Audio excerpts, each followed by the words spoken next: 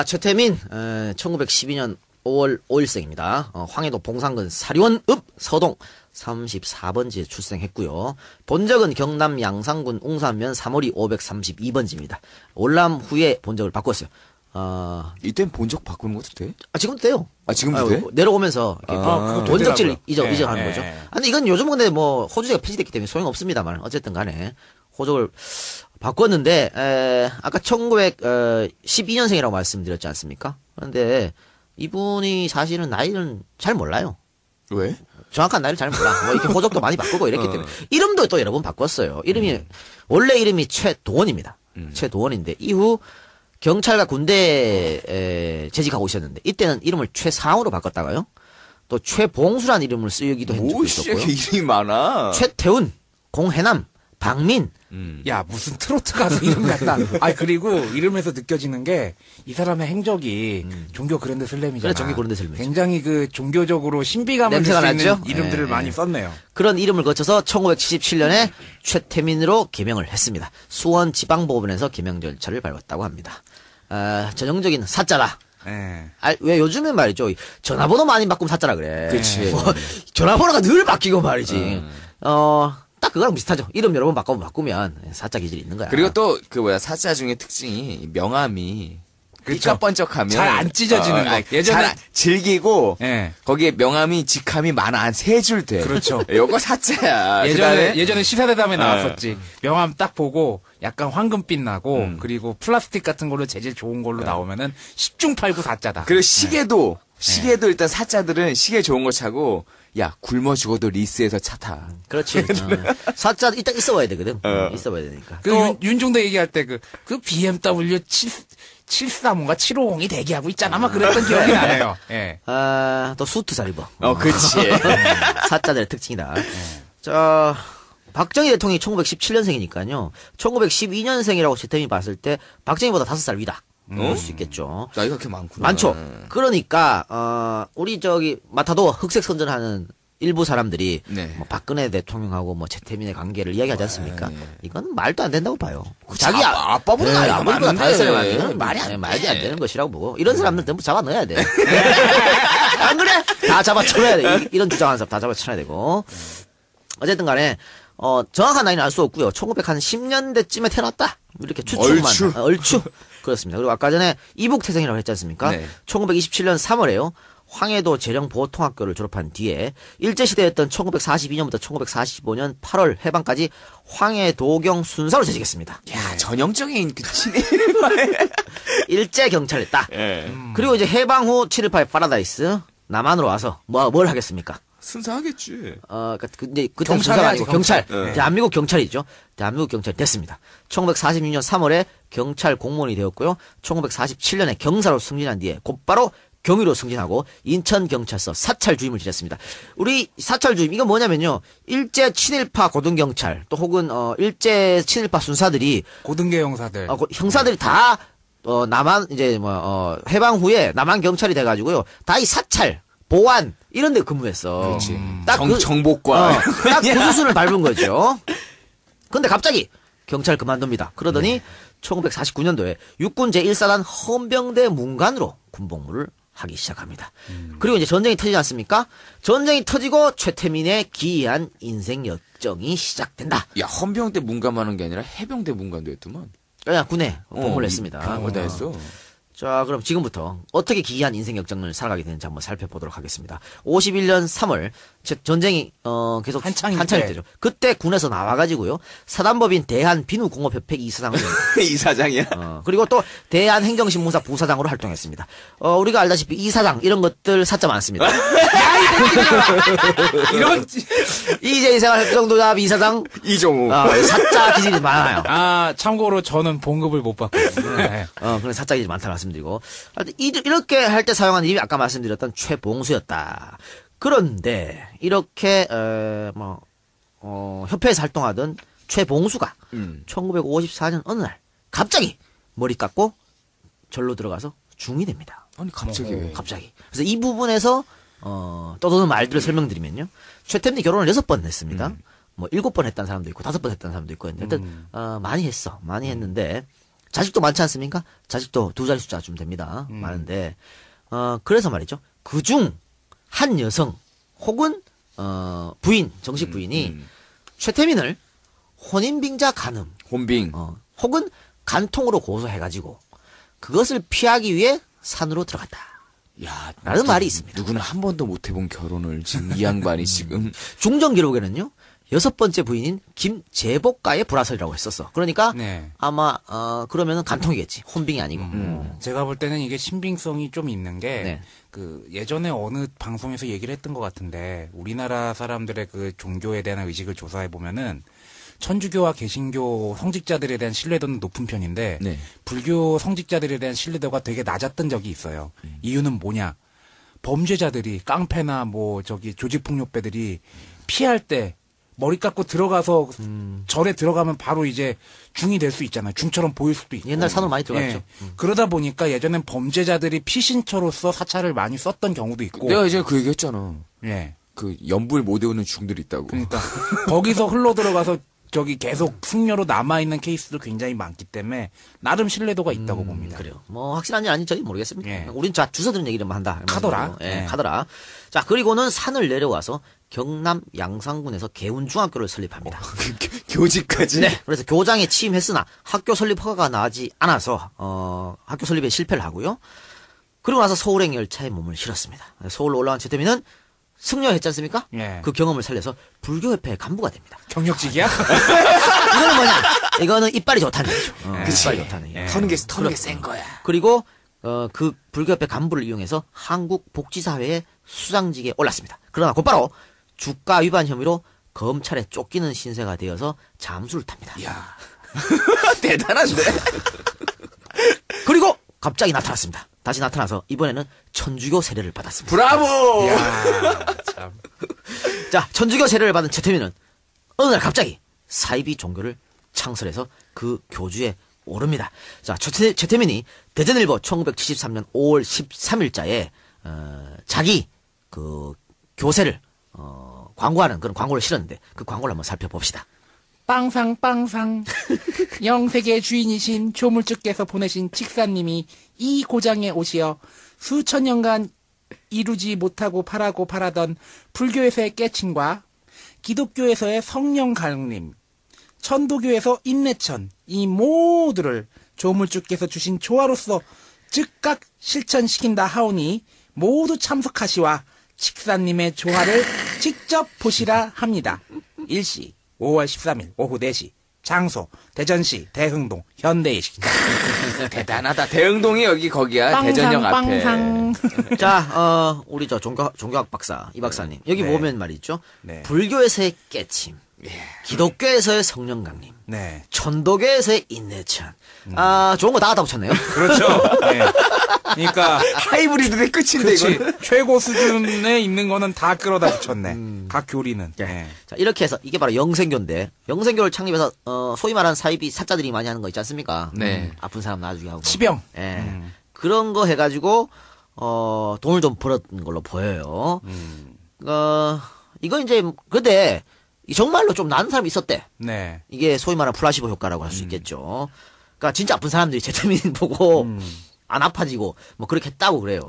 그 예전에 예. 조용기 목사. 그러니까 지금 식은땀이 살짝 흐르면서 나는 낫겠네. 할렐루야. 3번 박수 치면서 아멘. 막 그런 게 있었어. 아니 근데 예전에 그것이 알고 싶다에 이렇게 태국인가 어디 동남아시아에 손을 대가지고 살짝 사람 몸에서 긁으면은 사람 몸에서 암덩어리나 뽑아내는 게 있었어요. 돌을 뽑아내고 막 피 흘리면서 그걸 뽑아냈다. 그리고 쓱 되면은 어디가 안 좋군요. 얘기한 다음에 이렇게 긁어내는 그런 게 있었다 그러는데 실제로 그렇게 해서 낫다는 사람이 있었어요. 그게 스폰지를 한 거잖아. 나중에 손에다가. 사기로 밝혀졌죠. 그거. 사기였어요. 예. 손에다가 예. 피 묻힌 스폰지를 들고 예. 슥 가서 씨발, 씩 짜면서. 사기지 말이 되냐고. 그게. 아이, 그러니까 이걸 믿는다는 건 그만큼 인간이 나약한 존재인 아니 것 같아요. 무슨 북두 신권도 아니고 씨. 그래요. 자, 근데 어쨌든 뭐 돈을 번 것까지는 좋았으나 사이비 교주의 타이틀로 한계가 있겠지 않습니까? 아무리 그렇죠. 그래도 뭐 사회적 평판도 그렇고. 예. 그래서 최태민은 다시 한번 그의 비상한 머리를 활용하는데요. 그렇게 해서 탄생한 것이 바로 최태민 목사 되겠습니다. 완성형이네. 완성형이죠. 자, 불교 갔다 왔죠? 네. 천주교 갔다 왔죠? 네. 사이비 갔다 왔죠? 네. 기독교까지 완벽한 종교 그랜드 슬램 그렇게 이루었다라고 하는 겁니다. 그런데 말이죠. 최태민은 목사 시절에 상당히 궁핍하게 살았던 것으로 보입니다. 자, 다음은 월간중앙 1993년 11월호 기사입니다. S씨는 한때 박정희 대통령의 특명으로 최태민 씨의 재산을 조사한 적이 있었다. 박근혜 씨를 처음 만났던 시기에 최태민은 불광동에 쓰러져가는 단칸방에 전화기도 없이 살았던 것으로 조사됐다. 그랬던 최태민 씨가 그 후 전두환 대통령 시절 재산을 환수당할 때는 엄청난 거액이 있었다. 이 사실이 무엇을 말하는 것이냐라고 S씨는 반문했다. 이런 궁핍에서 벗어나고자 박근혜를 찾았던 게 아닐까? 이렇게 생각이 듭니다. 아, 저 갑자기 슬쩍 지나가다 헤드라인만 본 기사가 생각나는데, 모 당의 서울시장 예비 후보가 영등포의 쪽박촌에서 잠깐 뭐 체험을 했다더라라는. 70원 그 양반? 네. 그래요. 어쨌든 그 양반이 거기서 자면서 서울시에도 이런 게 있구나. 그걸 이제 알았나? 에휴, 씨. 그랬다 그러는데 그러면서 임대주택을 많이 짓겠다. 그거는 좋은 얘기죠. 그럼요. 임대주택 많이 줘야죠. 근데 거기 들어갈 수 있겠어? 서민들이? 그러니까 그걸 못 들어간다고요. 이거 그러니까 말만 그러는 거야. 그거를 정말 뭐 정몽준 후보가 시장이 될지 안 될지 모르겠습니다만은 임대주택 많이 줘서 서민들이 들어갈 수 있는 임대주택 그걸 좀 했으면 좋겠다. 그런 바람입니다. 야, 너 박원순 인터뷰 해야 되는데 왜 거기 정봉준의 아니. 발을 대 지금? 발을 대는 게 아니고 좋은 정책인 거는 좋은 해야 되는 정책은 거지. 얘기해야지. 그러니까 그건 뭐 그렇다 치고요. 어쨌든 간에 우리 얘기로 다시 돌아가면요. 이렇게 공핍했다. 그런 증언을 한 사람 있지 않습니까? S씨가. 네, 네. 그런데 박정희 대통령을 보좌했다던 최병률 씨의 증언은 또 다릅니다. 최병률의 증언에 따르면 박근혜를 만날 즈음 최태민은 서대문구 송월동 지금 관상대가 있는 자리에 살고 있었는데 35평쯤 되는 단독주택으로 최태민 소유였다 그래요. 그러니까 뭐 가난한 코스프레?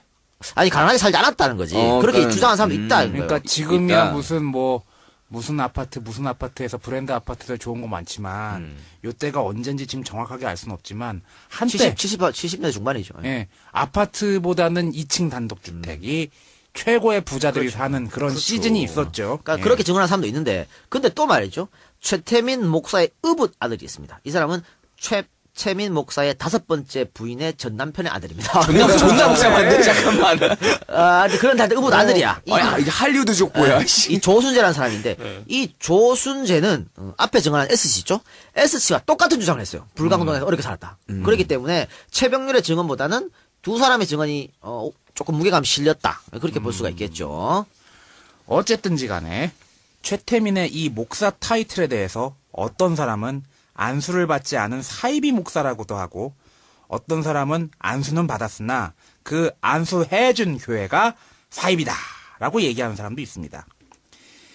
예장 종합총회장 조현종 목사로부터 목사 안수 받았다는 이야기도 있습니다. 근데 뭐 조현정 목사 자체가 문제가 있다. 그런 얘기가 있어요. 확실한 건 최태민은 기독교를 공부한 적이 없다. 아니, 성경 통독 이런 것도 안 하고 한 거야? 아이씨, 뭘. 뭐 속성 과정 그런 게 있어. 6개월짜리 그거? 내가 뭐 아나. 네. 어쨌든지 최태민 목사님께서는 이렇게 목사질을 하면서 주류에 편입하려고 이리 끼우 저리 끼우 거렸던 거죠. 그러다가 1974년 8월 15일 국모락하는 유경수 여사가 문세광의 총탄에 맞고 사망하는 사건이 발생합니다. 박정희도 좌절했지만 가장 큰 슬픔을 느낀 건 누구였을까? 장녀였겠죠. 장녀 박근혜. 물론 배다른 언니 박지옥이 있었지만 예. 그렇게 의기소침해하고 있었던 박근혜에게 어느 날 레터 편지 한 통이 날아듭니다. 발신인 최태민 목사라고 쓰여 있었죠. 뭐야, 이 뜬금없는 자, 거. 이게 두 사람의 만남의 서막이다. 이렇게 할 수 있겠죠. 이게 전달이 가능하구나, 이렇게. 이게 가능했던 게 유경수 여사 사망 이후에 박근혜에게 뭐라고 표현해야 될지 모르겠네. 각계각층에서 위로 전화, 편지가 쇄도했습니다. 얼마나 많은 편지와 전화가 왔겠어요. 그 중에 하나가 최태민 목사의 그럼 편지였죠. 이 사람만 보낸 게 아니라 여러 사람이 많이 계속 보낸 그렇죠. 거야. 그리고 유경수 여사가 이런 정치를 했었죠. 그러니까 유경수 여사가 민원을 해결할 때 편지로 해결을 많이 했거든. 그렇죠. 편지 다 받아가지고 그거를 뭐 지시하기도 하고. 그러니까 박근혜 당시 영애가 자기 엄마 이런 점을 따라하려고 그랬던 것 같아. 그래서 편지 오는 거, 청와대로 오는 편지를 다 받아보지 않았나 싶습니다. 야, 무슨 MB에만 있는 기분이다. 야, 이 작가, 이메일 좀 확인 좀 해. 사람들이 원망이 높아, 요즘. 뭐요? 뭐 이메일 보내는데 답이 없다 오잖아. 네. 박근혜 대통령 반만 하라고, 이 새끼야. 그래요. 제가, 예. 너무 바빠서 읽는 것만 벅차다. 이런 말씀 드리겠습니다. 자, 어머니를 잃고 시름에 빠져있던 박근혜 영애, 당시 영애. 그런 그녀에게 날아든 한 통의 편지. 과연 그 편지에는 어떤 내용이 있었을까요? 뭐 사실 편지 내용이야 당사자들만 알겠죠. 우리가 어떻게 알아, 씨발. 최태민, 박근혜 두 사람만 알고 있겠죠. 그러나 최태민이 지금까지 보여준 사자 기질을 봤을 땐 어떤 내용일지 미루어 짐작을 할 수 있습니다. 야, 이거 이빨이 좋은 게 아니라 글빨도 좋은 거 아니야? 원래 이빨 좋은 사람이 글빨 좋고 그러죠. 그렇지. 그리고 그 편지를 보고 박근혜 당시 영애가 최태민에게 사람을 보내서 청와대로 초청을 했으니 최태민의 작전 일단 성공이죠. 대단한 네. 그러나 최태민은 처음에 청와대에서 사람이 왔다고 하니까 쫄았죠. 그리고 바로 무릎 꿇고 갑자기 옛날 방송 생각나는데 무릎 꿇고 잘못됐다고 싹싹 빌었습니다. 야, 이게 사자들의 기본이야. 뭔가 위험이 닥치면 집중이 움찔하면 꿇어. 잽싸게 꿇어야지. 이 차는요? 옛날 방송 생각난다 갑자기. 아, 참. 아니 갑자기 움찔하는데. 예. 그러다가 청와대에서 온 사람이 박근혜 영애가 불렀다. 이렇게 얘기를 하니까 갑자기 그래? 그럼 가야지. 갑자기 태도를 바꿔서 그만하게 나왔다는 이야기가 있습니다. 이런 겁니다. 일단 편지를 보냈지 않습니까? 네. 기대는 하고 있긴 한데, 뭐 설마 답장이 되겠어? 올까? 뭐 이런 생각 하고 있었는데, 직접 사람이 왔어. 그러니까, 씨발, 우리 나한테 뭐 하는 거 아니야? 바짝 쫄아 있었는데, 영애님께서 부르십니다. 그러니까, 그래? 알았어. 좀 있어봐. 아유, 우리 영애가 또, 그렇지, 그렇지. 바쁜데, 뭐 이렇게 했겠죠. 어쨌든지, 편지 내용은 아까도 얘기했지만, 당사자 둘만 알고 있어요. 알 수 없어요. 그런데, 중정부장 출신인 김영욱이가 회고록에서 이 편지의 내용이 이렇다라고 밝힌 게 있습니다. 박사월이 썼던 거죠. 그렇습니다. 단, 김영욱은 뻥이 좀 심한 사람이라 신뢰가 그렇게 가지는 않습니다. 그러나 또 최고의 정보력을 갖고 있었던 중정부장이니까 그냥 흘려들을 수만도 없죠. 그럼 김영욱이 밝힌 편지 내용 뭔지 한번 봅시다. 최태민은 편지에 유경수 여사가 내 꿈에 나타나 여러 가지를 알려주었다. 육 여사는 사망한 게 아니라 딸을 위해 자리를 비켜준 것이다. 어머니께서 말씀하시길 딸을 한국의 지도자, 더 나아가서 아시아의 지도자로 키우기 위해 비켜준 것인데 내 딸이 우매하야 이런 것을 잘 모른다. 그러니 나 대신 그네에게 나의 말을 전해달라. 라고 얘기했다. 또 어머니의 목소리가 듣고 싶을 때 최태민 목사를 통하면 항상 들을 수 있다. 라고도 말했다. 라고 편지했었고 박근혜는 사람을 시켜서 최태민을 초청해서 그와의 만남을 가진 거죠. 역시 사기를 치려면 오히려 직구가 좋아. 커브나 복잡한 게 그럼 우리 말이죠. 진짜 자고 싶은 여자가 있잖아요. 돌려 말하는데 저한테 오히려 직구로 그냥 빡 얘기하는 게 오히려 더 통할 때 있어요. 미친 척하고 야 오늘 한번 잠까 이게 통할 수 있다니까. 야, 빙빙 돌려가면서 저기 말이자 우리가 지금 피곤한데 지금 말이야 시간이 늦어고 야 안 돼 이거. 이 박사 내가 예전에 얘기해줬잖아. 내 친구 중에 그 예전 선수 출신. 나이트에서 여자가 들어오면은 길게 얘기 안 해. 딱 그렇고 나와서 복국에 소주 한 잔 콜? 아님 말고. 그럼 나가. 또 와. 걸린다니까 그렇게 하면. 아니 근데 지금 이걸 보니까 갑자기 예전에 현지조사 같은 거 생각이 나는데 딱 무속인들이 하는 패턴이랑 비슷해요. 그러니까 무속인들이 왜 제가 내림굿을 봤었는데 네.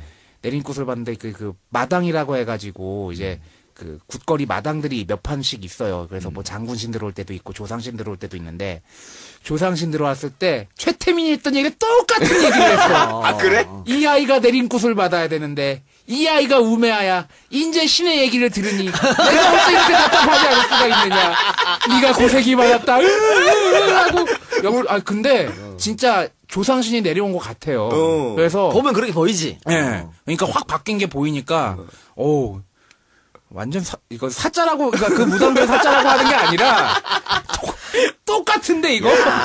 역시. 그러면 야, 이거, 대단한 아니, 거야. 이거 그러면, 우리 저 최태민 목사께서 무속시랑도 섭렵하지 않았나 싶어요. 아니, 그러니까 제가 볼 때는 모든 종교를 다 섭렵했기 신이 때문에. 신이 지금, 아니, 그런데 왜냐면요. 신이 지금 제대로 내려온 것 같은데. 뭐라 했냐면, 지금 유교사가 말이죠. 사망한 게 아니고, 딸을 위해 빚었다 그랬지 않습니까? 한국의 지도자를 키우기 위해. 어쨌든 한국의 지도자가 됐어. 애니메이 됐어. 됐어요. 됐고 말이죠. 또 뭐라 했냐면, 내 딸은 우매. 예. 우매하잖아. 아닌가? 씨발, 아닌 말고. 야, 여기 신이 되는 것 같은데? 대단합니다. 그래. 예. 계속 얘기해봅시다. 예. 아니, 그러면 내가 씨발, 지금 뱃속에 애도 있는데 작살나지 죽으려고 발각을 하는구나? 그래. 자. 야, 나 지난주 방송 생각난다. 나 이제야 나 죽었다. 내가 네 자식한테 그대로 부정한 정부라고 할 수 없지. 하여간, 부정한 역사를 부정적으로 만든 세력과 싸우다가 장렬하게 갔다고 얘기해볼게. 얘기해 주시기 바랍니다. 예. 자, 박근혜와 만난 최태민은 그 특유의 사람 꼬시는 재주로 박근혜를 홀라당 빨아버리죠. 네, 정신을. 예. 종교 그랜드슬램을 달성했던 사람임을 잊지 마시기 바랍니다. 특히나 사이비 종교 교주였다는 거 다시 한번 각인하고 가시기 바랍니다. 예. 내가 진짜 내가 성경 공부할 때 한 적 있지 않습니까? 네. 네. 내가 목사질 했어야 돼. 그러니까. 이제 씨발 거 하지 말고! 목사질 했으면 내가, 지금 저기 아마 부천 신도시나 이런데 그러니까. 한 신도 한 몇만 대는 아쉽네. 그래도 된다니까 아마 지금. 똑같이 목동 왔을 거야. 근데 좀 단지로 들어갔겠지. 예. 박근혜는 이런 사기꾼에게 넘어갈 정도의 그릇밖에 안 되는 사람이라고 대본에 써있네요. 내 얘기가 아닙니다. 예. 뭐 이해가 안 가는 건 아니에요. 근데 갑자기 어느 날 어머니가 총 맞아서 돌아가시고 보통 사람과는 다른 삶을 살았던 어린 숙녀의 마음. 또 책임감도 있을 테고 말이죠. 네. 이제는 엄마 대신 내가 퍼스트 레디 역할을 해야 돼. 그렇죠. 그걸 노리고 그 틈을 비집고 들어온 사기꾼. 동정이 가기도 하는 문제이긴 합니다. 어쨌든지 아까 이 작가 얘기했지만 그분은 지금 대통령을 하고 있고 방공망이 뚫렸습니다. 네. 박근혜와 만난 최태민. 그동안 활동해왔던 영생교 교주로서의 역할을 접고 1975년 4월 대한구국선교단을 발족합니다. 명함 또 바꾸는 거죠. 그렇죠. 그리고 그 다음 달인 5월 임진강에서 신도 2,000명이 모인 가운데 박정희 대통령을 위한 기도회를 열었습니다. 씨발 이거 요즘이랑 뭐가 달라? 잠깐만. 이게 요즘이랑 뭐가 달라? 이 자리에는 당연지사 영예였던 박근혜 당시 영예가 참석을 했죠. 그리고 이 자리에서 박근혜는 대한구국 선교단 명예총재로 임명이 됩니다. 그 다음 달인 6월에는 대한구국 십자군과 무슨 중세요? 구국여성봉사단을 창립했는데 이 창립 자리에도 당연 박근혜 영예는 참석을 했습니다. 최태민이 하는 모든 일에 박근혜가 열성적으로 서포팅을 한 거죠. 이렇듯 최태민은 박근혜의 후광을 이용하여 여러 봉사단체를 만들었고요. 이를 이용해서 머니를, 부를 축적해 갔습니다. 대단한데. 기업이나 개인으로부터 박근혜의 후광을 과시하면서 삥을 뜯어내기 시작한 거죠. 야, 이거랑 요즘 시기 하나 갖고서는 새 과시하는 뭐가 달라? 그러니까 이게 70년대랑 별 차이가 없네요. 참. 그러니까 아까 얘기했잖아요. 기도회를 연다 그러는데 그 기도회 여는 목사들이 포스트 최태민을 노리는 거 아닐까? 그렇지. 예. 그거 근데 또 이제 그 커다란 사진에서 또 이제 무당들에서 또 이제 뭐 탄신제하고 뭐. 뭐 이해는 돼요. 그렇게 가신 분들을 부모님으로 했고 뭐 했으니까 뭐 이해는 가요. 하여튼 우리의 최태민 어떻게 삥을 뜯었는지 한번 봅시다. 야야야야야야야야야야. 대기업에 가서 나 최태민이야. 대한구국 봉사단 등 여러 봉사 선교단체 운영 중이고 대통령 딸이 최대 후원자이고 이사로 있어. 나 최태민이야. 후원해. 이렇게 모시면 그럼 후원 안 할 수가 없죠. 뭐 그리고 또 이런 것도 있대요. 아까 뭐 선교단체 있다 그랬지 않습니까? 그럼 기업들을 여기 가입시키는 거야. 그래서 입단비. 그렇죠. 입단비로 좀 돈을 받고 있다 그래요. 이렇게 뭐 뻐꾸기를 날리면은 기업이나 혹은 국회의원 하고 싶어서 안달난 인간들이 알아서 바리바리 돈보따리를 안기게 되는 거죠. 먼저 줄 서고 싶어 하는 거지. 그렇죠. 줄 잘 서는 게 중요하거든. 처음에는 박근혜를 단체의 뒤쪽에 뒀던 최태민은 어느 순간부터 박근혜를 전면에 내세우기 시작했습니다. 그리하여 박근혜가 맡은 단체가 구국여성봉사단이었습니다. 이 구국여성봉사단은 얼마 안 있고 대한구국봉사단과 하나로 합치게 되는데요. 당시 대한구국봉사단 총재가 최태민이었습니다. 이렇게 합치게 된 조직이 바로 새마음봉사단이었습니다. 아니 얘들은 이렇게 뭐 새자 들어간 거 좋아하냐? 새마을, 새마음, 새누리. 그렇지. 아니야. 세정씨도 있네. 대한구국봉사단은 1976년에 대한구국선교단이 이름을 바꾼 것이고요. 이렇게 탄생한 새마음봉사단의 총재는 박근혜, 명예총재가 최태민이었습니다. 이 단체에서 1979년에 새마음종합병원을 개원했는데요. 이사장은 박근혜였습니다. 전두환 정부 들어서서 문을 닫게 됩니다. 어쨌든지 이 새마음봉사단이 나중에 근화봉사단, 정수장학회 등의 모태가 되는 거죠. 이때 만들어진 게. 예. 이렇게 박근혜가 자신의 말을 철석같이 믿고 따르자 최태민의 비리와 전횡은 갈수록 심해져 갔습니다. 그리고 간이 지금 이 작가처럼 배 밖으로 튀어나오기 시작을 했죠. 공금을 횡령하는 건 기본이고 장부 조작하고 심지어는 청와대에 직접 이권 청탁까지 하는 지경에 이르게 됩니다. 최태민이 구국봉사단 하나만을 활용해서 저지른 비리 한번 살펴볼까요? 횡령 14건, 권력형 비리 13건, 이권 개입 2건, 변호사법 위반 11건, 사기 1건, 융자간여 3건 등 비리만 40건에 여성 추문 의혹 12건 추가로 돼 있고요.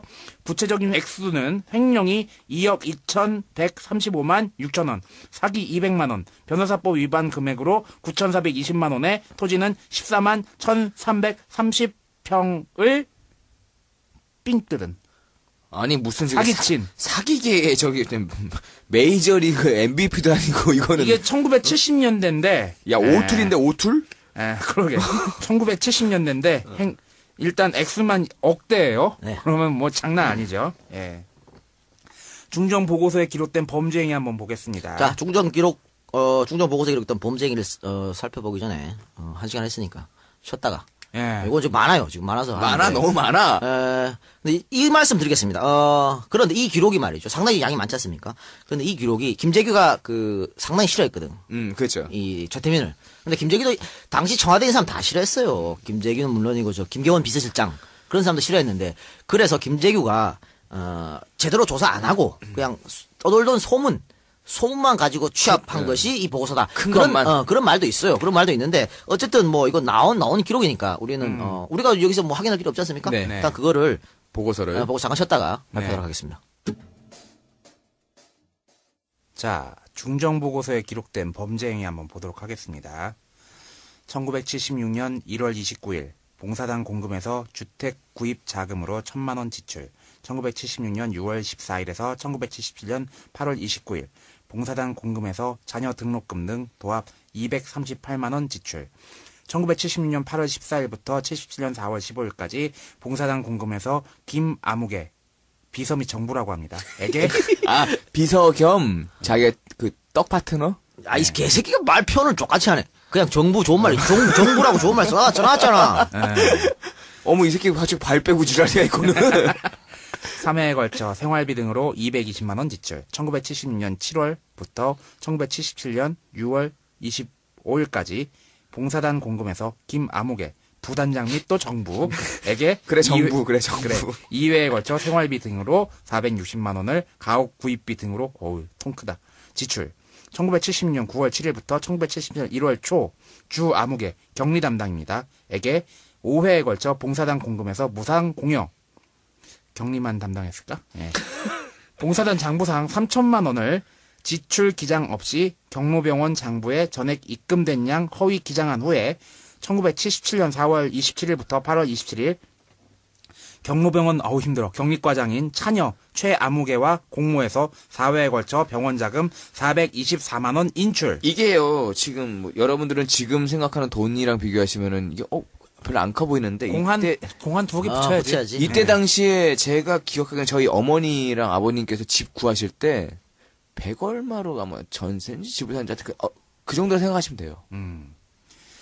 계속 한번 또 읽어보겠습니다. 아, 지친다. 1977년 3월 17일부터 1977년 6월 7일까지 3회에 걸쳐서 국민은행 관악지점에 봉사단 공금 6천만 원으로 부인 명의 3계좌를 정기예금에 은닉했고요.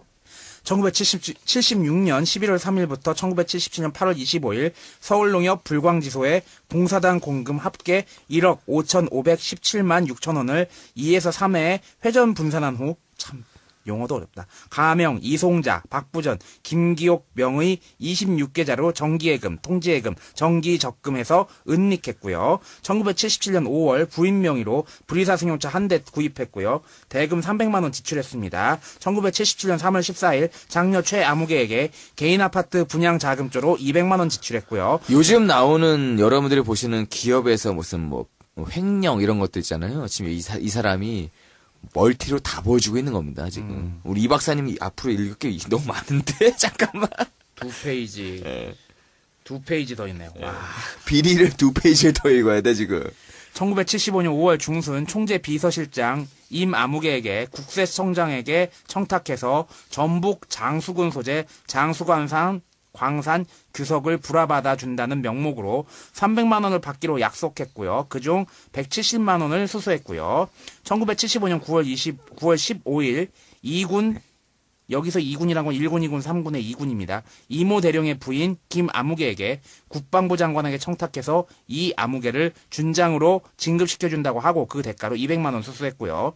1976년 6월 4일 H사 사장 김아무개에게 서울시장에 청탁해서 서울시 비상유류 저장탱크 공사를 맡게 해준다고 하고 그 대가로 5천만 원 수수했고요. 1976년 10월 초순 한국소방기구 공업협동조합 이사장 이아무개에게 저 아닙니다. 내무부 차관에게 청탁해서 소방기구 신규 제조 허가를 억제해주고 동기구 검정권을 동조합에 주도록 해준다는 조건으로 200만 원 수수했고요. 이번엔 전부 다 청탁에 관련된 거네요? 예. 아이고야.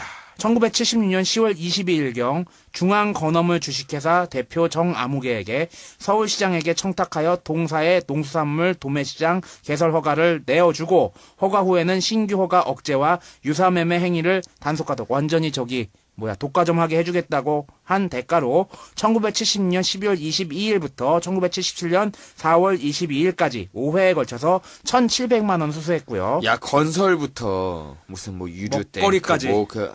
멸치, 오징어까지 들어가는데 이제. 장난 아니다. 1976년 8월 전 중앙정보부 강원지부장 김아무개의 부인 박아무개에게 남편을 중정에 복직시켜준다고 하고 그 대가로 2차에 걸쳐서 150만 원을 수수했는데 돈만 수수했을까? 1976년 9월 초순 S관광 대표 진아무개에게 대덕 연기지역구 차기 공화당 국회의원 후보 공천을 받게 해준다고 하고 1976년 9월 17일부터 12월 10일까지 5회에 걸쳐서 500만 원 수수했고요. 이때부터 공천 비리는 있었군요. 아, 미치겠다. 1975년 9월 27일 한신공영 김아무개 회장에게 대한화재보험협회에 청탁해서 동협회 청사 신축공사를 맡게 해준다고 하고 그 대가로 7천만 원 수수했고요. 1977년 3월 24일 한때 있었던 흥하타이아 주식회사 사장 강아무개에게 구국봉사단 부산지단장에 임명해준다고 하고 그 대가로 200만 원을 수수했습니다. 이거 말고도 더 있어, 말고 더 있는데, 그냥 줄여서 제가 말씀드렸고, 어쨌든, 다시 한번 말씀드립니다만, 이런, 비리에 대해서, 혹자들은, 김재규 부장의, 그냥, 소문만, 최태민의 소문만 모아서 이렇게 터뜨렸다. 이런 주장도 있다는 말씀을 다시 한번 드립니다. 자, 이제, 최태민, 1912년 5월 5일생입니다. 황해도 봉산군 사리원읍 서동 34번지에 출생했고요. 본적은 경남 양산군 웅산면 3월이 532번지입니다. 올람 후에 본적을 바꿨어요. 이땐 본적 바꾸는 것도 돼? 지금도 돼요. 지금도 돼? 내려오면서 본적지를 되더라고요. 이적하는 거죠. 아니 이건 요즘 근데 호주제가 폐지됐기 때문에 소용없습니다만 어쨌든 간에 호적을 바꿨는데 아까 1912년생이라고 말씀드렸지 않습니까? 그런데 이분이 사실은 나이는 잘 몰라요.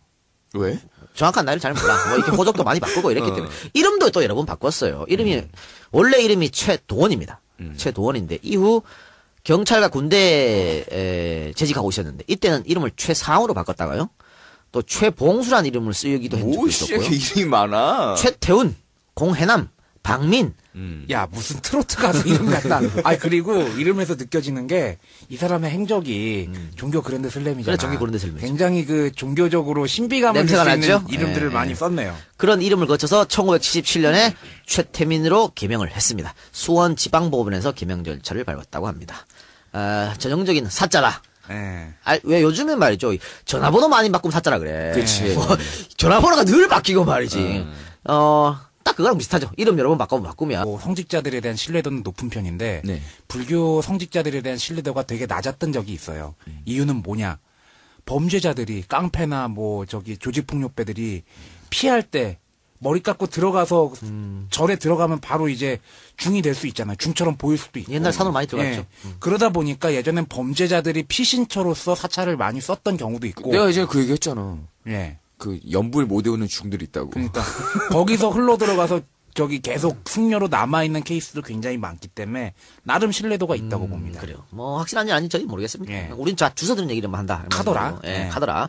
자, 그리고는 산을 내려와서 경남 양산군에서 개운중학교를 설립합니다. 교직까지. 네. 그래서 교장에 취임했으나 학교 설립 허가가 나지 않아서 학교 설립에 실패를 하고요.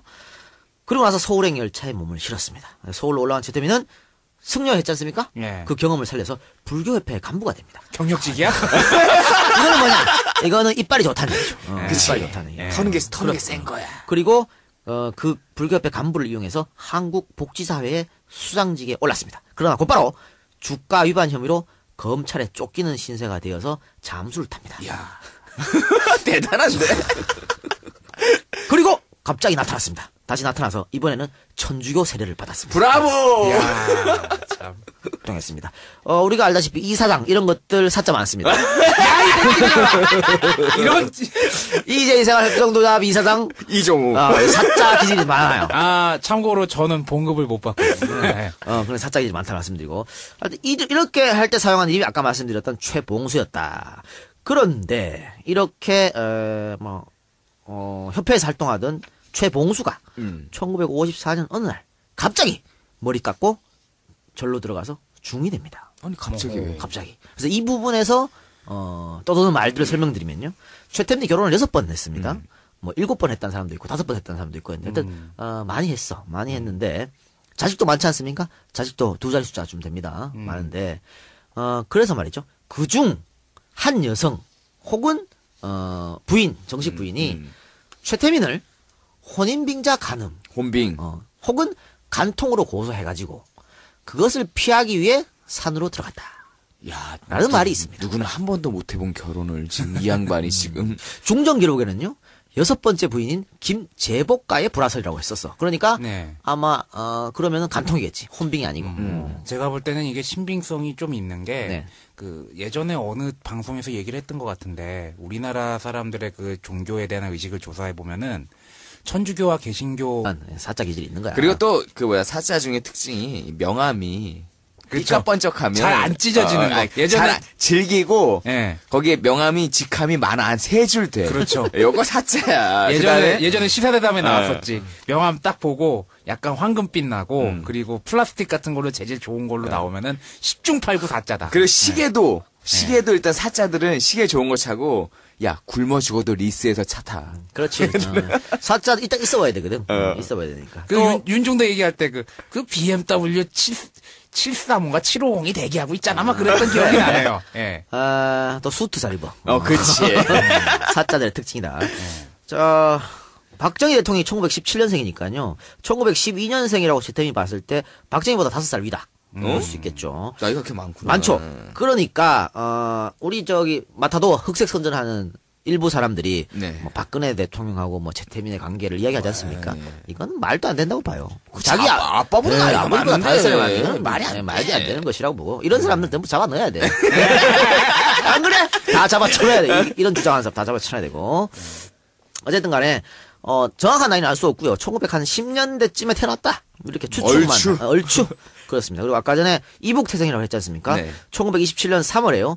황해도 재령보통학교를 졸업한 뒤에 일제시대였던 1942년부터 1945년 8월 해방까지 황해도경 순사로 재직했습니다. 야, 전형적인 그 친일. 일제경찰했다. 예. 그리고 이제 해방 후 7.18 파라다이스 남한으로 와서 뭘 하겠습니까? 순사하겠지. 근데 그때 경찰 순사가 아니고 경찰. 경찰. 대한민국 경찰이죠. 대한민국 경찰 됐습니다. 1946년 3월에 경찰 공무원이 되었고요. 1947년에 경사로 승진한 뒤에 곧바로 경위로 승진하고 인천경찰서 사찰 주임을 지냈습니다. 우리 사찰 주임 이건 뭐냐면요. 일제 친일파 고등경찰 또 혹은 일제 친일파 순사들이 고등계 형사들. 형사들이 다 남한 이제 해방 후에 남한 경찰이 돼가지고요. 다 이 사찰 보안 이런 데 근무했어. 그렇지. 딱 정보과. 딱 그 수순을 밟은 거죠. 근데 갑자기 경찰 그만둡니다. 그러더니 1949년도에 육군 제1사단 헌병대 문관으로 군복무를 하기 시작합니다. 그리고 이제 전쟁이 터지지 않습니까? 전쟁이 터지고 최태민의 기이한 인생 역정이 시작된다. 야, 헌병대 문감하는 게 아니라 해병대 문감도 했더만. 그냥 군에 복무를 했습니다. 그걸 다 했어. 자, 그럼 지금부터 어떻게 기이한 인생 역정을 살아가게 되는지 한번 살펴보도록 하겠습니다. 51년 3월, 전쟁이 계속 한창일 한창일 때. 때죠. 그때 군에서 나와가지고요. 사단법인 대한비누공업협회 이사장을 이사장이야. 그리고 또 대한행정신문사 부사장으로 그 친일. 일제경찰했다. 예. 그리고 이제 해방 후 7.18 파라다이스 남한으로 와서 뭘 하겠습니까? 순사하겠지. 근데 그때 경찰이 순사가 아니고 경찰. 경찰. 대한민국 경찰이죠. 대한민국 경찰 됐습니다. 1946년 3월에 경찰 공무원이 되었고요. 1947년에 경사로 승진한 뒤에 곧바로 경위로 승진하고 인천경찰서 사찰 주임을 지냈습니다. 우리 사찰 주임 이건 뭐냐면요. 일제 친일파 고등경찰 또 혹은 일제 친일파 순사들이 고등계 형사들. 형사들이 다 남한 이제 해방 후에 남한 경찰이 돼가지고요. 다 이 사찰 보안 이런 데 근무했어. 그렇지. 딱 정보과. 딱 그 수순을 밟은 거죠. 근데 갑자기 경찰 그만둡니다. 그러더니 1949년도에 육군 제1사단 헌병대 문관으로 군복무를 하기 시작합니다. 그리고 이제 전쟁이 터지지 않습니까? 전쟁이 터지고 최태민의 기이한 인생 역정이 시작된다. 야, 헌병대 문감하는 게 아니라 해병대 문감도 했더만. 그냥 군에 복무를 했습니다. 그걸 다 했어. 자, 그럼 지금부터 어떻게 기이한 인생 역정을 살아가게 되는지 한번 살펴보도록 하겠습니다. 51년 3월, 전쟁이 계속 한창일 한창일 때. 때죠. 그때 군에서 나와가지고요. 사단법인 대한비누공업협회 이사장을 이사장이야. 그리고 또 대한행정신문사 부사장으로 활동했습니다. 우리가 알다시피 이사장 이런 것들 사자 많습니다.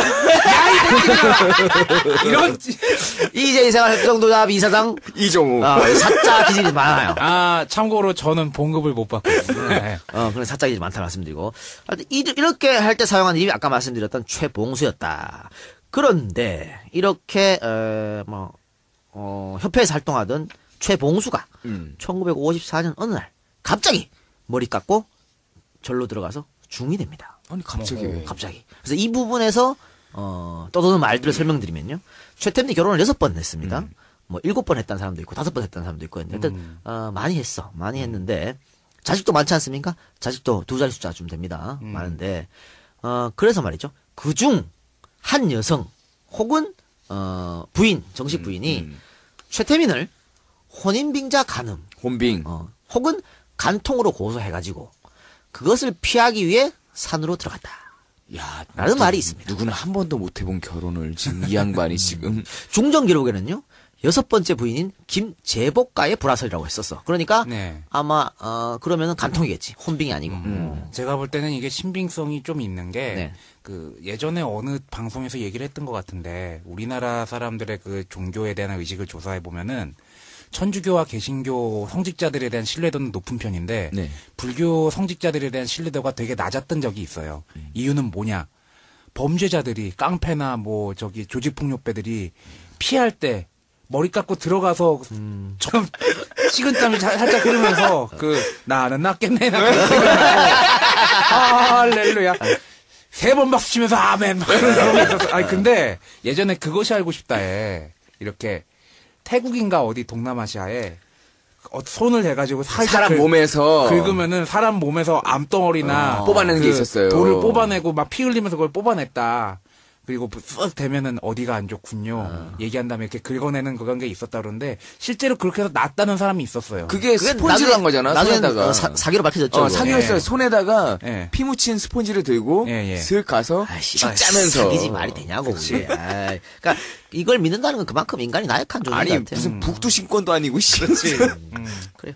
자, 근데 어쨌든 뭐 돈을 번 것까지는 좋았으나 사이비 교주의 타이틀로 한계가 있겠지 않습니까? 아무리 그래도 그렇죠. 뭐 사회적 평판도 그렇고. 예. 그래서 최태민은 다시 한번 그의 비상한 머리를 활용하는데요. 그렇게 해서 탄생한 것이 바로 최태민 목사 되겠습니다. 완성형이네. 완성형이죠. 자, 불교 갔다 왔죠? 예. 천주교 갔다 왔죠? 네. 사이비 갔다 왔죠? 예. 기독교까지 완벽한 종교 그랜드 슬램 그렇게 이루었다라고 하는 겁니다. 그런데 말이죠. 최태민은 목사 시절에 상당히 궁핍하게 살았던 것으로 보입니다. 자, 다음은 월간중앙 1993년 11월호 기사입니다. S씨는 한때 박정희 대통령의 특명으로 최태민 씨의 재산을 조사한 적이 있었다.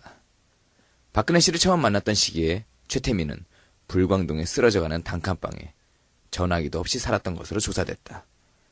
그랬던 최태민 씨가 그 후 전두환 대통령 시절 재산을 환수당할 때는 엄청난 거액이 있었다. 이 사실이 무엇을 말하는 것이냐라고 S씨는 반문했다. 이런 궁핍에서 벗어나고자 박근혜를 찾았던 게 아닐까?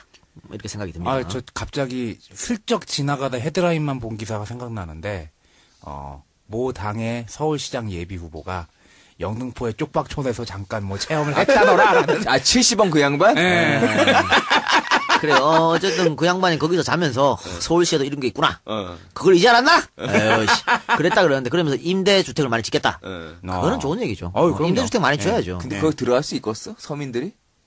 그러니까 그걸 못 들어간다고요. 이거 그러니까 말만 그러는 거야. 그거를 정말 뭐 정몽준 후보가 시장이 될지 안 될지 모르겠습니다만은 임대주택 많이 지어서 서민들이 들어갈 수 있는 임대주택 그걸 좀 했으면 좋겠다 그런 바람입니다. 야, 너 박원순 인터뷰 해야 되는데 왜 거기 정봉준의 아니 발을 대 지금? 발을 대는 게 아니고 좋은 정책인 거는 좋은 해야 되는 정책은 거지. 얘기해야지. 그러니까 네. 그건 뭐 그렇다 치고요. 어쨌든 간에 우리 얘기로 다시 돌아가면요. 이렇게 공핍했다 그런 증언을 한 사람 있지 않습니까? S씨가. 네. 그런데 박정희 대통령을 보좌했다던 최태민 1912년 5월 5일생입니다. 황해도 봉산군 사리원읍 서동 34번지에 출생했고요. 본적은 경남 양산군 웅산면 3월이 532번지입니다. 올람 후에 본적을 바꿨어요. 이땐 본적 바꾸는 것도 돼? 지금도 돼요. 지금도 돼? 내려오면서 이렇게 그거 본적지를 되더라고요. 이적하는 예, 거죠. 예. 근데 이건 요즘 근데 뭐 호주제가 폐지됐기 때문에 소용없습니다만 어쨌든 간에 호적을 바꿨는데 아까 1912년생이라고 말씀드렸지 않습니까? 그런데 이분이 사실은 나이는 잘 몰라요. 왜? 정확한 나이를 잘 몰라. 뭐 이렇게 호적도 많이 바꾸고 이랬기 때문에 이름도 또 여러 번 바꿨어요. 원래 이름이 최도원입니다. 최도원인데 이후 경찰과 군대에 재직하고 있었는데 이때는 이름을 최상으로 바꿨다가요. 또 최봉수라는 이름을 쓰기도 한 적도 뭐씨 있었고요. 이렇게 이름이 많아? 최태훈, 공해남, 박민. 야, 무슨 트로트 가수 이름 같다.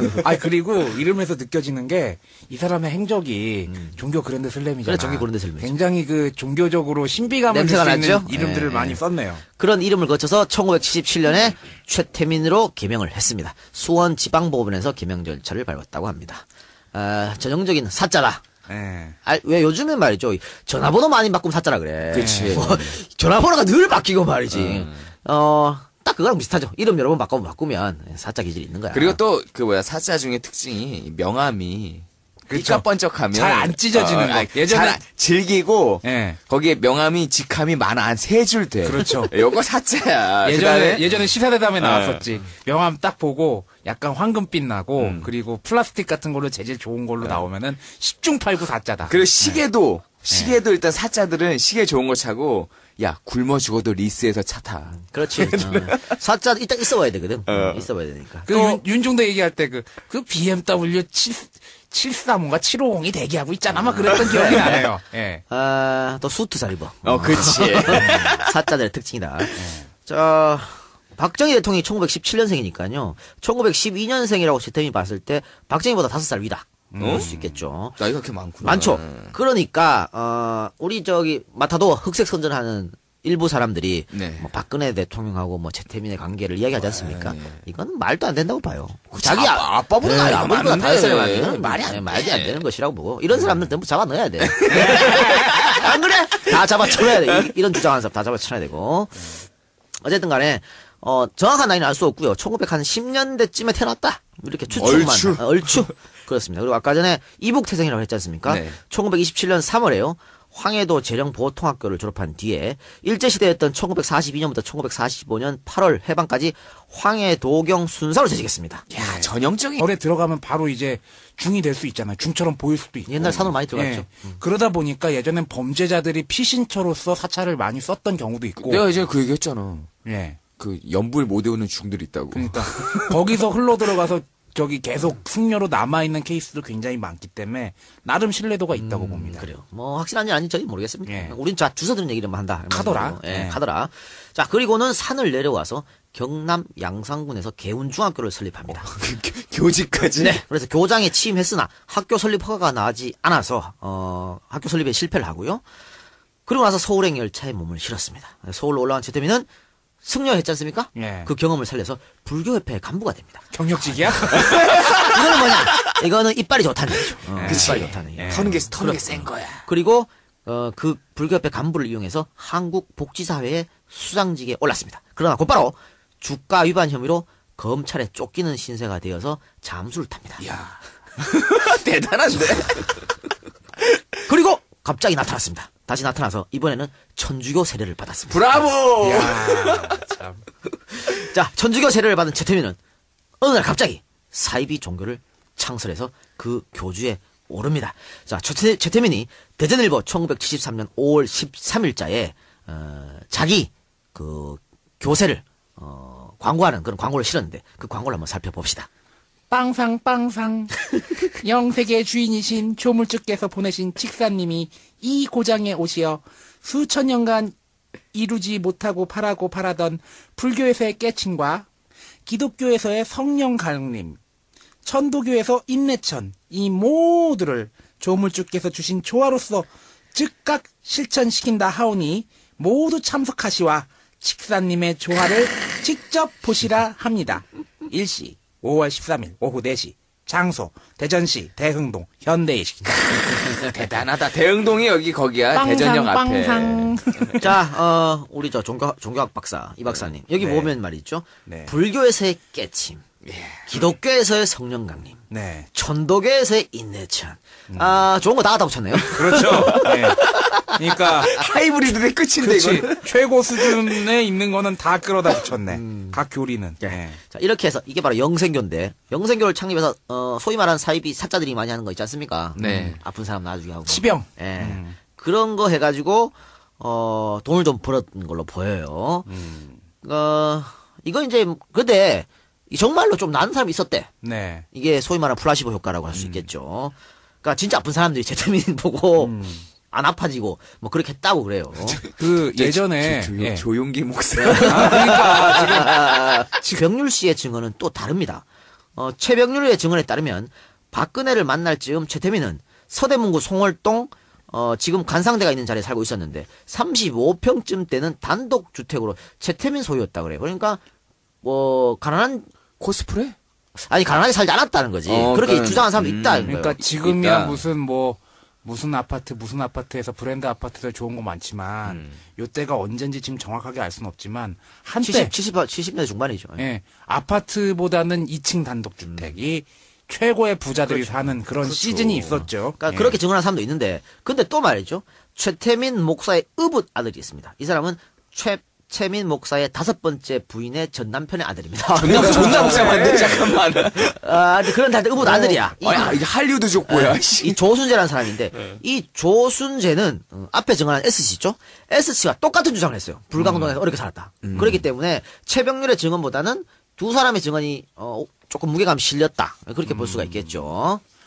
어쨌든지 간에 최태민의 이 목사 타이틀에 대해서 어떤 사람은 안수를 받지 않은 사이비 목사라고도 하고 어떤 사람은 안수는 받았으나 그 안수해준 교회가 사이비다라고 얘기하는 사람도 있습니다.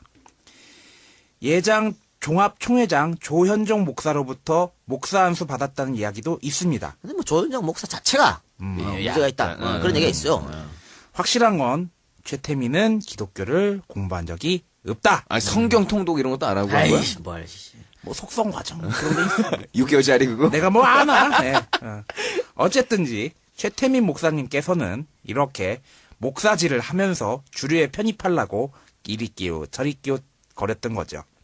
그러다가 1974년 8월 15일 국모락하는 유경수 여사가 문세광의 총탄에 맞고 사망하는 사건이 발생합니다. 박정희도 좌절했지만 가장 큰 슬픔을 느낀 건 누구였을까? 장녀였겠죠. 장녀 박근혜. 물론 배다른 언니 박지옥이 있었지만 예. 그렇게 의기소침해하고 있었던 박근혜에게 어느 날 레터 편지 한 통이 날아듭니다. 발신인 최태민 목사라고 쓰여 있었죠. 뭐야, 이 뜬금없는 자, 거. 이게 두 사람의 만남의 서막이다. 이렇게 할 수 있겠죠. 아, 이게 전달이 가능하구나, 이렇게. 이게 가능했던 게 유경수 여사 사망 이후에 박근혜에게 뭐라고 표현해야 될지 모르겠네. 각계각층에서 위로 전화, 편지가 쇄도했습니다. 얼마나 많은 편지와 전화가 왔겠어요. 그 중에 하나가 최태민 목사의 그럼 편지였죠. 이 사람만 보낸 게 아니라 여러 사람이 많이 계속 보낸 그렇죠. 거야. 그리고 유경수 여사가 이런 정치를 했었죠. 그러니까 유경수 여사가 민원을 해결할 때 편지로 해결 많이 했거든. 그렇죠. 편지 다 받아가지고